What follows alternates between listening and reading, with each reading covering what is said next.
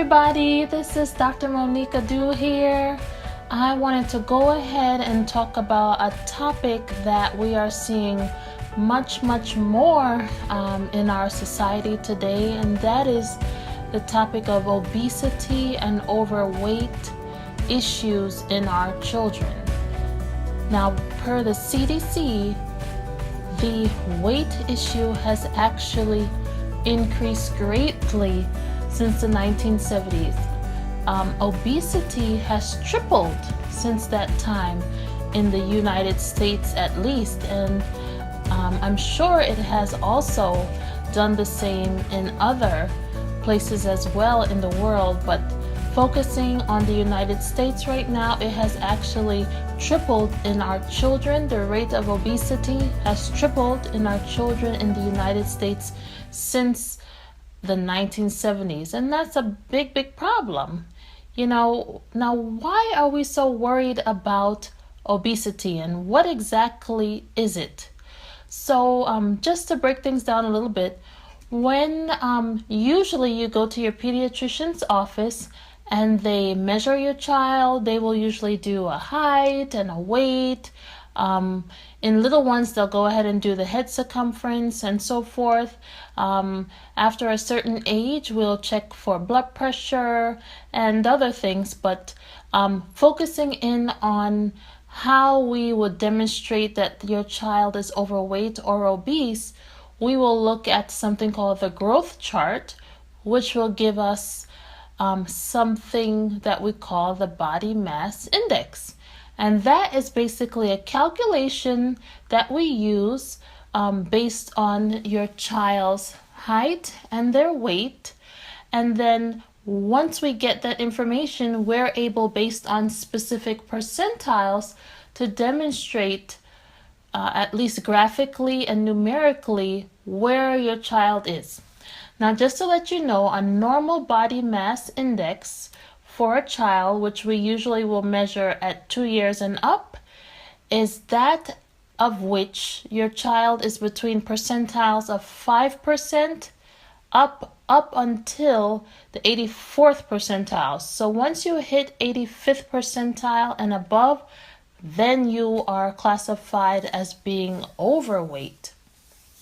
And then once you are greater than the 85th percentile but less than the 95th percentile, that is classified as obesity. And then once you are heading way up into the higher 90s in percentile, 99th percentile at least or above, then you're getting into the morbid obesity classification. And unfortunately, I see it quite often. Quite often in the office, I'm seeing much more children over time being at least in the obese and even morbid obese categories, which is very scary because obesity, being overweight, can lead to heart disease, high cholesterol, diabetes, bone and joint issues, metabolic syndrome, just multiple issues that can follow our children over time. And it's so important that we are aware of this, because if we can prevent it, that is the best medicine. We don't want them to have these comorbidities that can linger onwards with them throughout life. We want to help prevent it. Now, being overweight and obese is not just about the food that we eat. We commonly think that this is coming from our diet, but it's not always the case. So I did want to touch upon a little bit about what else can cause obesity. Our genetics play a role. Of course, we cannot control our body makeup. We cannot control what we inherit in terms of our genes. So that's one thing that can lead to obesity. If you have a genetic predisposition already to being overweight, it is quite difficult, no matter what is eaten, to kind of get away from that. However, that does not mean that we should just eat whatever we want. We still have to be mindful of what we take in, because the food we eat will definitely still reflect upon our lives and our well-being. So we still want to eat healthy, even if there is a genetic predisposition, rather, we still want to do what's right for us on a daily basis. Hormonal abnormalities can also predispose us to obesity, such as thyroid disease. If we have something going on with our pancreas, such as diabetes, which I covered in a previous topic, this can also affect our weight gain and so forth. So that's also important to be aware of. Of course, this is also a big one too. Our culture, our familial influences. I have to say it because I see it all the time. Sometimes our grandparents want to spoil our children when they go over and see them. They would like to give them, lots of treats and snack cakes and candy and ice cream because they want to, spoil them. This is their grandchildren. They want to make them feel happy. However, this can actually be a detriment, so grandparents too that are out there, please do listen on what I'm saying.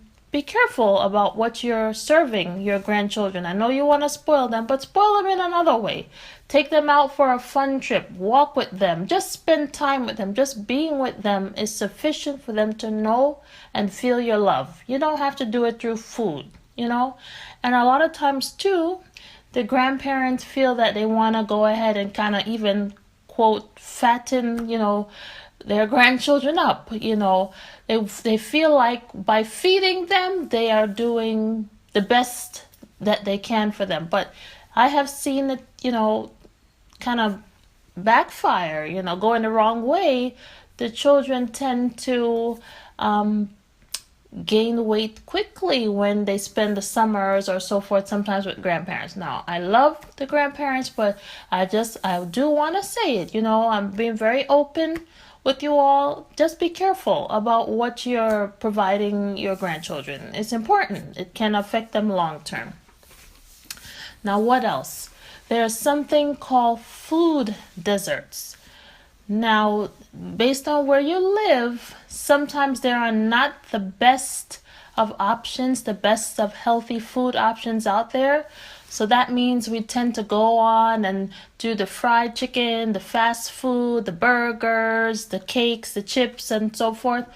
But it is a detriment again to our health. So I know that food deserts play a big role in what we have to offer our children, but just do the best you can. Try to buy as healthy as you can. No matter where you are, you can always find something, or try to prepare the meals yourself at home and buy fresh produce. Try to avoid the things that are unhealthy, and do the best you can with what you have. If that's the best you can do, you do that.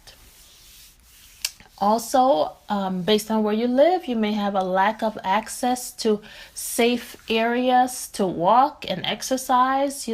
It's an important aspect of all children's lives to get out and be active, get some fresh air, just run around and play and just be free and young. Now, I know it's not always easy to do so based on where you live. So there are other things. You can maybe join a YMCA or other volunteer activities where your children can get involved, or just get out, do the best you can. Or if you can't do that, then do what you can in your house. You can exercise no matter where you are. You don't have to have a special place. You can even exercise at home together. Find a fun video, workout, do something cardiovascular to get the heart pumping no matter where you are. You want to have at least a nice healthy sweat produced so that you're burning excess calories and remaining non-sedentary, because that's a big issue also with cause for obesity and being overweight. Now, what else? Inadequate sleep, unhealthy sleep habits keeping the phone in the room.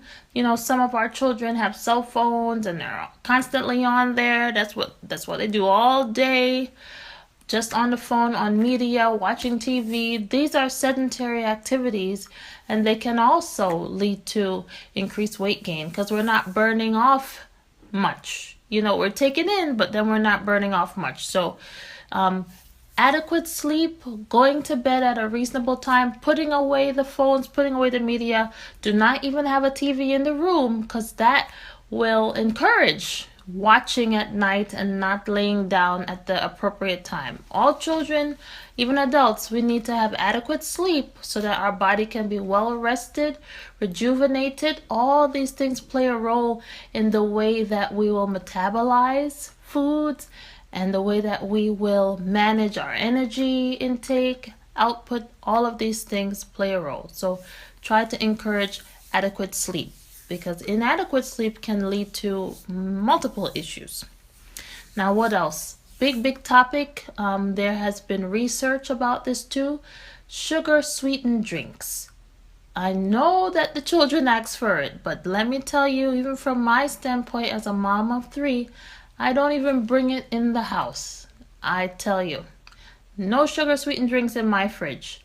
The only thing that we will have is I'll have water. I'll actually add some lemon or lime, and then I may put some honey, agave nectar. Occasionally, if we have a little brown sugar to make a lemonade, that's what we'll do. So my children don't even have any awareness of the sugar sweetened drinks.